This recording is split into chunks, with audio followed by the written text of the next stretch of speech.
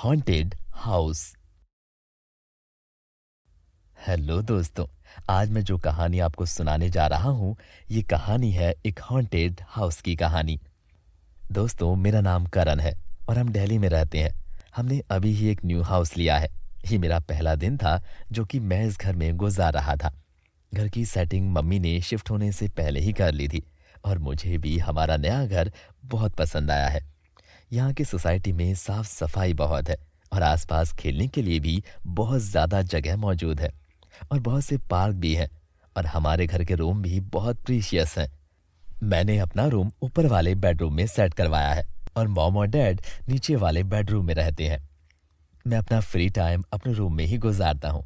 कभी मोबाइल पर अपने फ्रेंड्स के साथ चैटिंग करना, कभी वीडियो गेम खेलना, कभी मूवी देख लेना और कभी पढ़ाई कर लेना और स्पेशली मेरा गिटार की प्रैक्टिस करना होता है।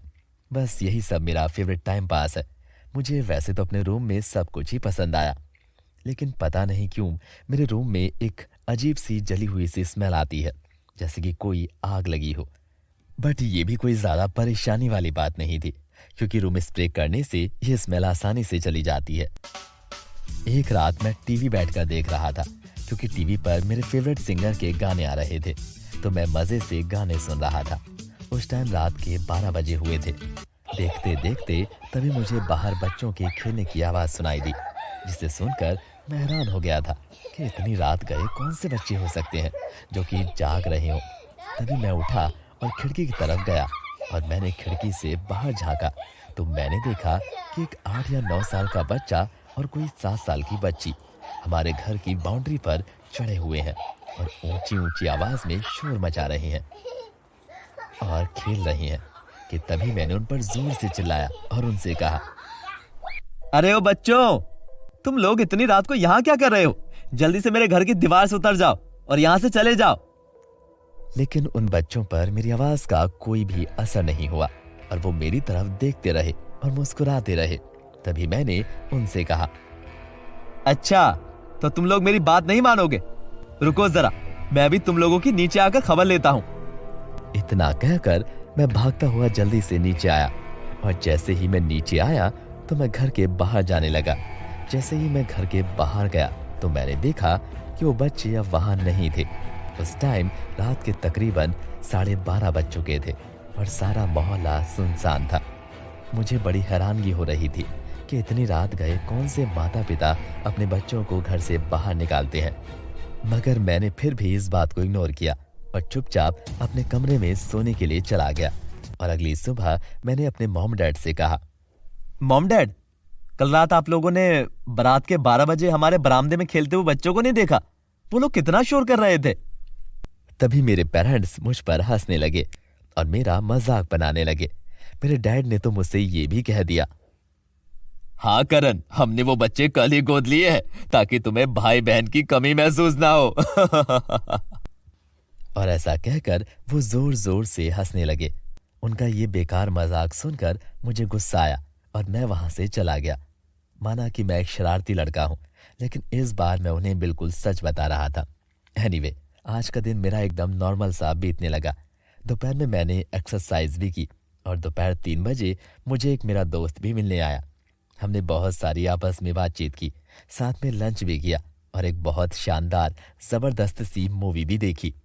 कुछ देर बाद मैंने अपने दोस्त को भी कल रात वाली बात बताई। उसने मुझे कहा कि वो आस पड़ोस के ही शरारती बच्चे होंगे, मैं उनके बारे में ज्यादा ना सोचूं। उसके बाद मेरा दोस्त शाम 7 बजे घर वापस चला गया और मैं भी फुटबॉल खेलने चला गया।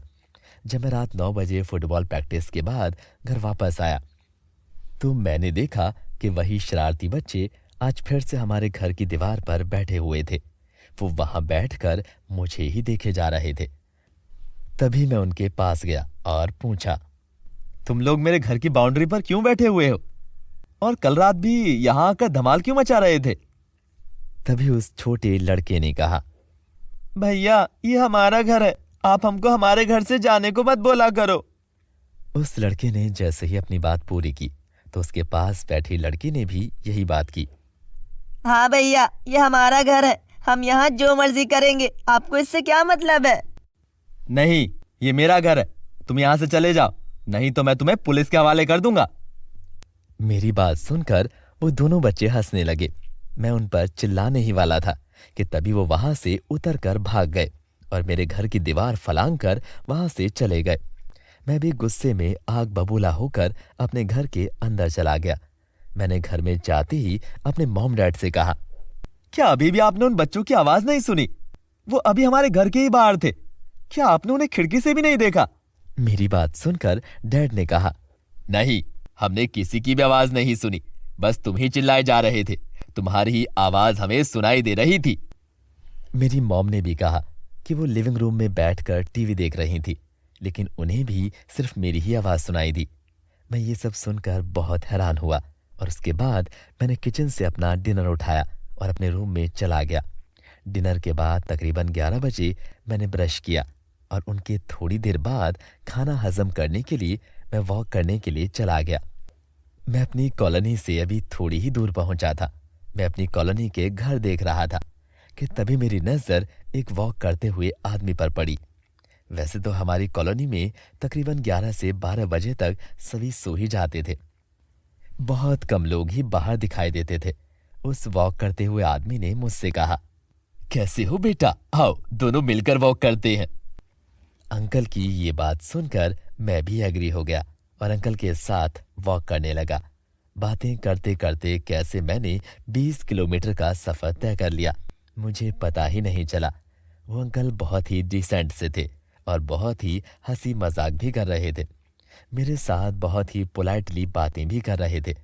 उनके साथ बिताया वक्त मुझे बहुत अच्छा लगा। उनके साथ बातें करके मुझे बहुत अच्छा लगा। बातें करते करते हम कब घर पहुंच गए पता ही नहीं चला। घर के पास पहुंचकर मैंने उन अंकल से पूछा, अंकल ये मेरा घर है, वैसे आपका घर कहाँ है? जब अंकल ने मुझे बताया तो मैं बहुत हैरान हुआ। अंकल जी ने मुझसे कहा, बेटा यही मेरा घर है। अंकल की ये बात सुनकर मुझे बहुत अजीब लगा। फिर भी मैंने अंकल से कहा, अंकल जी ये आप कैसा मजाक कर रहे हैं? यह हमारा घर है और हमें यहाँ आए हुए 1 साल ही हुआ है अभी। तुम्हें आए हुए अभी 1 साल हुआ है और हम यहाँ 10 साल से रह रहे हैं। उनकी ये बात मुझे बिल्कुल भी अच्छी नहीं लगी और फिर मैंने अंकल जी से कहा, अरे अंकल जी क्या बात कर रहे हैं आप, और कौन है? मैं और मेरे 2 बच्चे, अपने पीछे देखो, तुम्हारे पीछे बैठे हुए हैं। अंकल की बात सुनकर जब मैंने पीछे मुड़कर देखा तो वही 2 बच्चे वहां पर बैठे हुए थे और मेरी ही तरफ देख रहे थे। तो मैंने अंकल जी से कहा, ये शरारती बच्चे आपके हैं?